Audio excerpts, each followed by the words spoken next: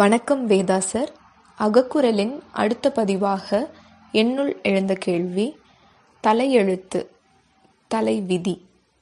பொதுவாக பலர் சொல்லக்கூடிய விஷயம் அப்படின்னா, ஒரு செயல் அவங்களால செயலாற்ற முடியலை அப்படின்னாலோ, இல்லை அந்த செயல் அவங்களுக்கு சாதகமாக நிறைவேறலை அப்படின்னாலோ, அவங்க சொல்லக்கூடிய பதில் என்ன அப்படின்னா, எல்லாம் என்னோட தலையெழுத்து, எல்லாம் என்னோட தலைவிதி, அதனால தான் எல்லாமே எனக்கு இப்படி நடக்குது அப்படின்னு சொல்கிறோம். ஆனால் நமக்கு தெரியும் இது எல்லாமே நம்மளோட இயலாமையினால தான் நம்ம இந்த மாதிரி சொல்லிட்டு இருக்கோம் அப்படின்றது. ஆனால் நான் கேட்கக்கூடியது என்னன்னா, அதற்கு அப்பாற்பட்டு உண்மையாகவே தலைவிதி அப்படின்னு ஒன்று இருக்குதா? அதை உருவாக்கியது யார்? எதனால் அதை உருவாக்கினாங்க? இங்கே இருக்க எல்லாமே அந்த தலைவிதியின் படி தான் செயல்பட்டு கொண்டு இருக்குதா? இதற்கான விளக்கத்தை பதிவு செய்யுங்க வேதா சார். தேங்க்யூ.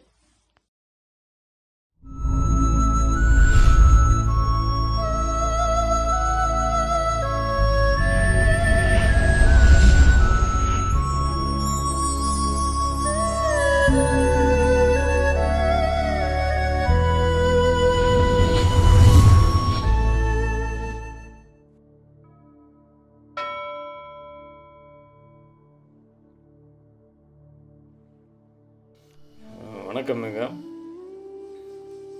இல்லாததை பற்றி எப்படி சொல்கிறது அப்படிங்கிறது தான் இதில். நீங்களே முதல்ல விளக்கமும் சொல்லிட்டீங்க. அதை தாண்டி அப்படின்னும் போது இதை உருவாக்கியது யார்? அது யாரும் உருவாக்கவே இல்லை, அப்படி ஒன்று இல்லவே இல்லை.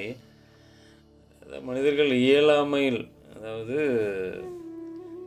இவங்களே ஒரு சில ஆசைகளை வகுத்து கொள்வது, அது நிறைவேறலைன்னா சொல்கிறது. அதான் உங்கள் வார்த்தையிலே அது வெளிப்படுது பாருங்க. எல்லாம் என் தலையெழுத்து, அதாவது எது ஒருத்தருக்கு சொந்தமாக்கி கொண்டாரோ, அதாவது என்னுடைய கார், என்னுடைய வீடு, என்னுடைய அலுவலகம், என்னுடைய வாகனம் இப்படின்னு சொல்கிறாங்களே, அதுபோல் இவங்களே எடுத்து எழுதுறதுனால என்னோட தலையெழுத்துன்னு சொல்கிறாங்க. அது சரியாக தான் சொல்கிறாங்க. அவங்களையே பேனாவை எடுத்து எழுதிக்கிறது தான் அது தன்னுடைய தலையெழுத்தும் விதியும் எடுத்துக்கிறது. இங்கே மனிதர்கள் இயலாமையிலோ இல்லை ஒரு ஆசையில் நிறைவேறாமல் போனாலோ எதிர்பார்ப்புகளை அதிகமாக வைத்து கொள்ளும்போது, அது நடக்காத போது தனக்குள் புலம்பும் ஒரு புலம்பல் தான் இந்த தலைவிதி, தலையெழுத்து அப்படின்றது.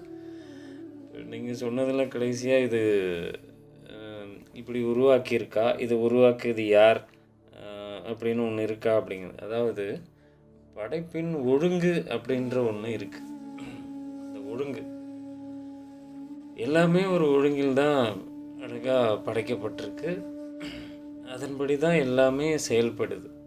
பிற உயிரினங்கள் எல்லாமே படைப்பின் ஒழுங்கில், இயல்பில் இருக்கின்றது. மனிதர்கள் தான் இயல்பை மீறி, இயல்பு என்றால் என்னன்ற ஒரு அகக்குரலில் இதை நீங்கள் கேட்டிங்கன்னா இதோடைய விளக்கம் இன்னும் தெளிவாக புரியும். அதில் நம்ம பேசியிருக்கோம் இல்லையா? அதன்படி இந்த இயல்பை தொலைத்து ஆசைகளை அதிகமாக்கி கொள்வது, இதில் ஒரு சில செயல்கள், அவர்களுக்குண்டான நோக்கங்களும் ஆசைகளும் நிறைவேறாமல் போனாலும் தன்னை நொந்து கொண்டு வெளிப்படுத்தக்கூடிய ஒரு இதுதான் இது. விதி என்பது இந்த லான்னு சொல்லுவோம் இல்லையா? விஞ்ஞானத்துலேயும் விதின்னு ஒன்று இருக்கு இல்லையா? இதோட கலந்தால் இது வெளிப்படும், இதோட சேர்ந்தால் இது வெளிப்படும் அப்படின்ற ஒரு அதுதான் படைப்பின் ஒழுங்கு. விதி என்பதும் அப்படிப்பட்ட ஒரு நிலையில் உள்ள இதுதான். விதினா நீங்கள் சொல்கிற தலைவிதி இல்லை, சொல்வது படைப்பின் ஒழுங்கில் உள்ள ஒரு விதி. அதை மீறி செயல்படும்போது, இயலாமையில் இருக்கும்போது தான் இது வெளிப்படுது. அவங்களே சொல்லிடுறாங்களே, என்னுடைய தலையெழுத்து, என்னோட தலைவிதி. நீங்கள் வகுத்து கொண்டதற்கு நீங்கள் தான், உங்களுடையது தான் அது.